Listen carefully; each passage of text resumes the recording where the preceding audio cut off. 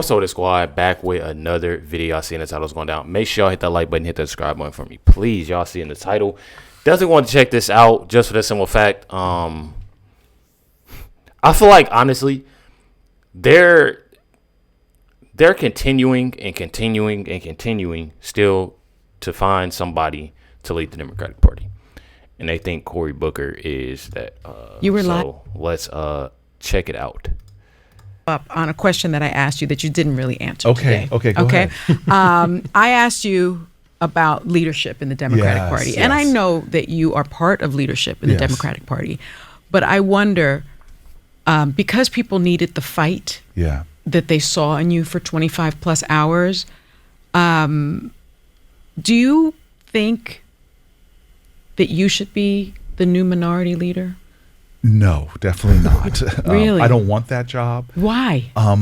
Look, because you brought so many people together. I appreciate it. And Chuck has been doing in the last election, remember, we won Senate races. Yes. Something that often is not done. In fact, the only time I can think of it is Susan Collins years ago won in her state when Obama won her state. But rarely do you see that where people split tickets in a state. And we did that with Tammy Baldwin. We did it with Ruben Gallego. We did it in Michigan with Senator Slotkin.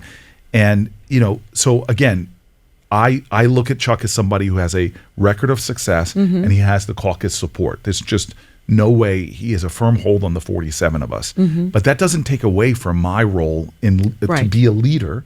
To be a leader in the Senate, but more importantly, is to try to offer leadership in our country, in our community. And I'm going to tell you this right now: there is a new era coming.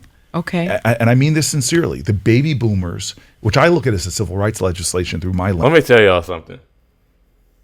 Nobody wants to be the leader of the Democratic Party. The person that do want to be the leader of the Democratic Party is somebody that is a what is the word? What is the word? What do people call her? What a social media politician, a social whatever. Jasmine Crockett. People are looking. Me personally, listen to y'all. I know that y'all listen. One thing about it is that, like I've said before, y'all seen how Kamala Harris campaign went. I can almost tell y'all right now, and I've seen it. I've seen it on YouTube. I've seen it on X, on TikTok.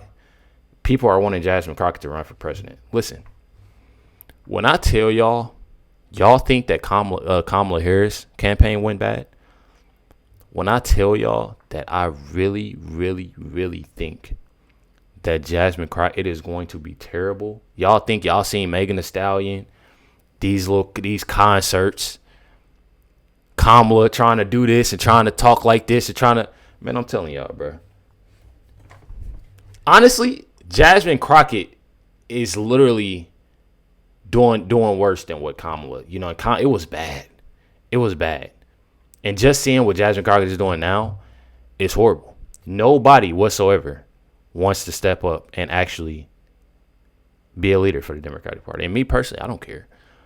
But it just shows you, it literally goes to show y'all that they do not care. They don't care. They care for themselves. They don't care about Americans. I mean, you civil clearly rights see that. Generation. Yes. They are being called home. Many of them are leaving their positions. Many of them are leaving us, like John Lewis. No matter what, you can't stop generational change in this country. Right. X-Gens, Millennials, and Zs. It's our day is dawning. And so you're going to see Nancy Pelosi step aside, Hakeem Jeffries take that spot, first X-Gen leader there. You're now going to see Chuck Schumer. No matter what you say, he's not going to be there. He's got, in terms of his leadership, I know he's going to live to his hundreds, but in his leadership, there are more yesterdays than tomorrow. That change is coming. This is definitively the last baby boomer president, and we've had a lot of baby boomers. We've had a lot of them. This is the last baby boomer. So check it out. I wanted to mainly check this out, obviously, because I want to see more on this Cory Booker. And from my understanding, there are a lot of people that are saying this gentleman right here is not it. from my understanding, is that this man spent 25 hours talking. If I'm not mistaken, that's what somebody said. 25 hours talking straight. No food. They say he used the bath, nothing. They went a pamper or something. I'm just confused. No, the pen. Ain't nothing wrong with it. You know, I know some people, you know, they have these, you know, they have issues when it, but 25 hours. I feel like if you got to talk to get your point across for 25 hours, I don't think you're saying nothing. I really don't think you're saying much. I feel like that's a long time. For almost 20 hours, we have laid out what they're trying to do. 20 hours. I want to stand more, and I will, but I'm begging people, don't let this be another normal day in America. Please, God, don't let them take Medicaid away from 10, 20, 30, or 40 million Americans who desperately need it. Don't let them do it. 10, 20, 30, 40 million. Bro skipped up. Like, that was just 1, 2, 3, 4, 5.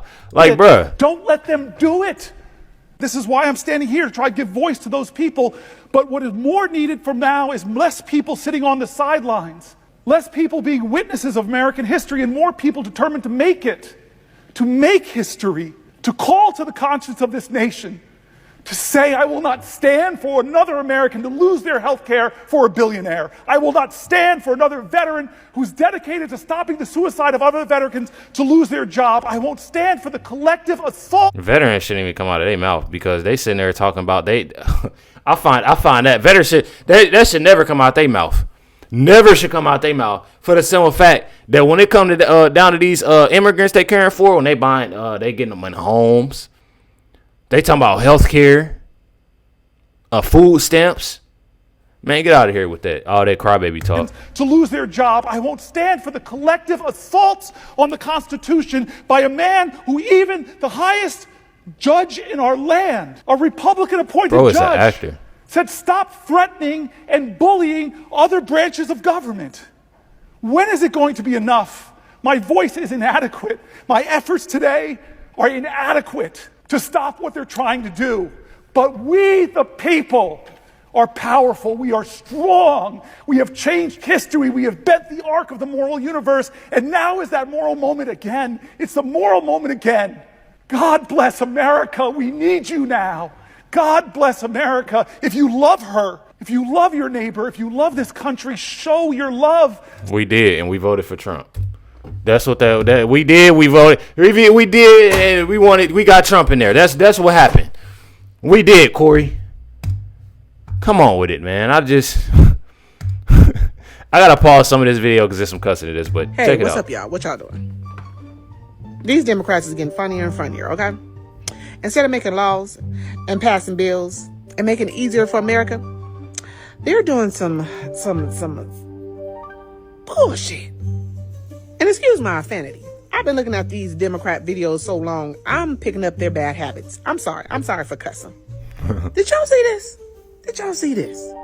Because it is official. Senator Cory Booker of New Jersey now holds the Senate record for longest speech. That record was once held, of course, by Strom Thurmond of South Carolina, who filibustered for 24 hours and 18 minutes against the Civil Rights Act of 1957. Let's take Cory Booker holding the longest speech ever in a filibuster. They're protesting Donald Trump's administration, okay? And he did this to interrupt Congress business as usual. You know, they want to interrupt the business, but they don't want to get to the business. Exactly. They don't want to be about the business. They want to mess up the business. Exactly. And let me tell y'all something. Like I said before, if it take you that is a long time, bro, to not say nothing. I feel like he could have took that 24, 25 hours and did something very much so productive. Even if it wasn't for American people, just something productive in his life. I feel like that's more of like a what do you call that? That's more like a flex. When it comes to Cory Booker doing, I feel like that's more like a flex, me personally. And I feel like that was something that honestly is very insane for him to do. Somebody said, does he get a participation trophy? Because I still can't understand what he accomplished, and I feel the exact same way. I'm telling y'all, I feel the exact same way. Listen to this, and what I know this election can do is finally kill that strain of the Republican Party in a way that I think helps the pragmatic Republicans come back. I'm telling y'all, bro, when it comes to the Democratic Party, it's nothing but you get that. It says less than a month ago, Democrat Cory Booker called the entire country, said kill that strain of the Republican Party, talking about MAGA. Says inciting violence much. I mean, come on. Then he goes and tells and says this about this right here. I'm in a video with this video. This right here goes to show y'all that I could not take this man serious. I feel like if anybody could respond to a question like this and respond in this way and respond and say this, I can't take him seriously whatsoever, bro. I absolutely cannot. Check and it you out. Talked about what legislation he obviously signed off on. I asked this question. What about people that look at the Democratic Party right now and said, you know, this man was debilitating, and you have the Republicans leaning on the fact speaking of Biden, of course, that you hid that from the American people, and they think that plays a role in things that are being held against you right now as a party. To that you say what? Well, I don't even know why that's an issue. I talked, by the way, Joe Biden called me today. He sounded very compos mentis, got very argumentative, not argumentative with me, but very fired up when he was talking to me. I don't know, man. Right. I never saw it. And this man would literally call me up to discuss policy. I've met no president like him. The reason.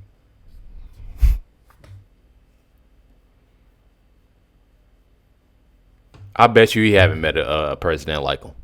I guarantee I haven't seen a president. I'm telling y'all. This is absolutely insane, bro. Absolutely. They on here lying. I never saw it, and he never saw it. That's they are. I can't take that serious. I couldn't take this man serious after that 25 hours of 25 hours I'm speaking about nothing, saying nothing. Like I said, make sure y'all hit the like button, hit that subscribe, and definitely appreciate y'all. Much love, everybody. Catch y'all next one.